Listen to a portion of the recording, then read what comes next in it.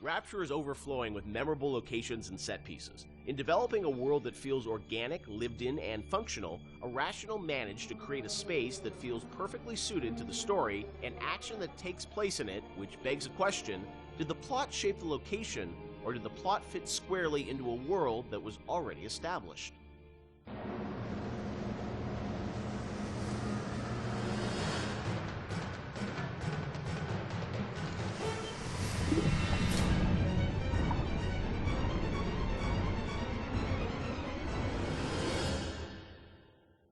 Let's talk about some of the areas in Rapture, because it's an amazing place, but also it feels like there's certain areas that are very well designed, and that they have, you know, a very certain aesthetic, and the characters in there, it all kind of comes together.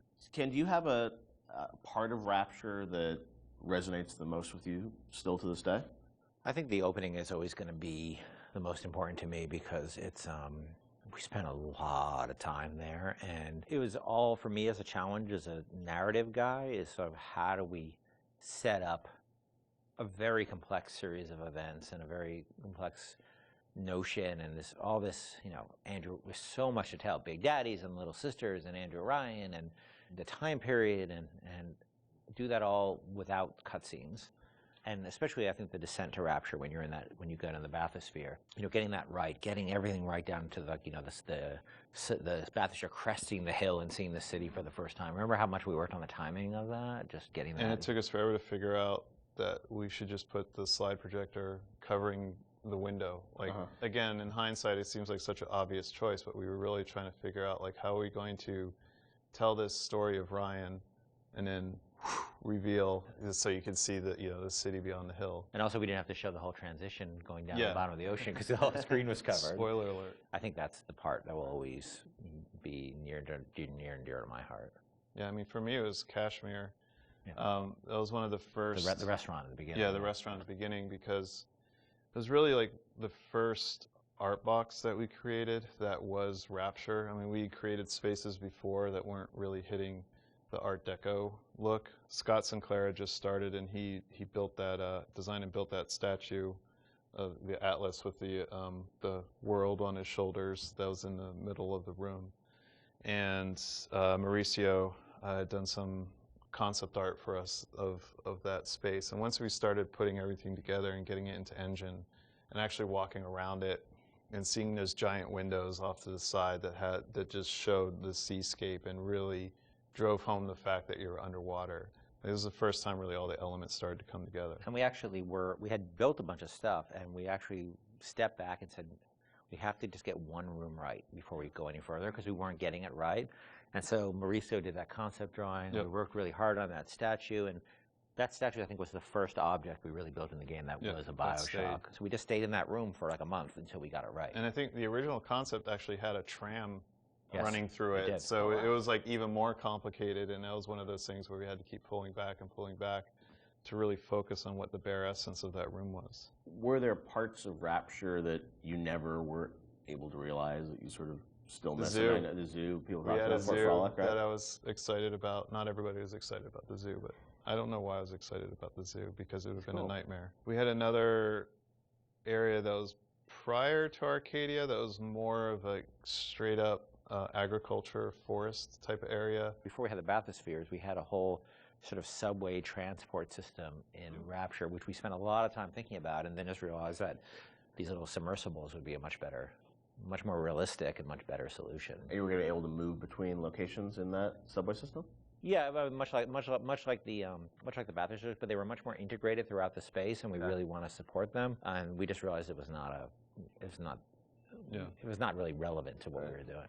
Were there certain locations or areas where you knew a certain narrative point, needed to happen? Like you look at, the reveal of sort of Atlas's true motivations. Like, was that like, oh, we've got to do it this part, this level, because it fits the story? Or was it more that you sort of like, you had the game laid out in a certain order and you just layered the story on top of it? I think the big one I can think of is that you encounter Ryan in his sort of like that he would live in an area of industry. Okay. So he lives in this very industrial area because that's where he would feel most comfortable. And that we wanted his office, his lair, to sort of be not in some residential zone, but where he wants to wake up and smell the grease fires and the machines and the smoke. That's in his lifeblood. Industry is his lifeblood. But it also had to be very theatrical. Like if you look at it now, it doesn't look like an office. You kind of know it's an office because the story is telling you that. Set, yeah.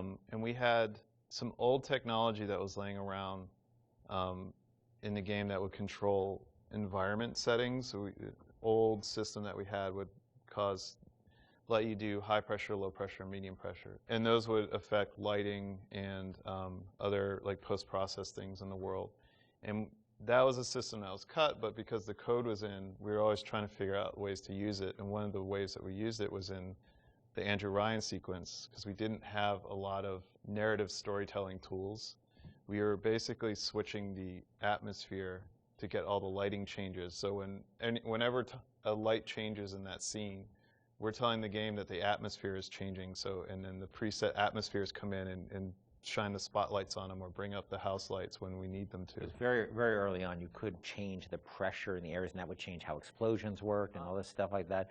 And we just couldn't figure out how to make it gettable for the player. We couldn't make it feedback, but we still had all those.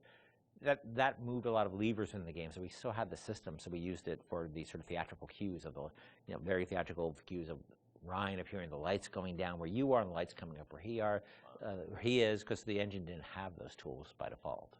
The assassin has overcome my final defense, and now he's come to murder me. In the end, what separates a man from a slave? Money? Power? No. A man chooses. A slave obeys.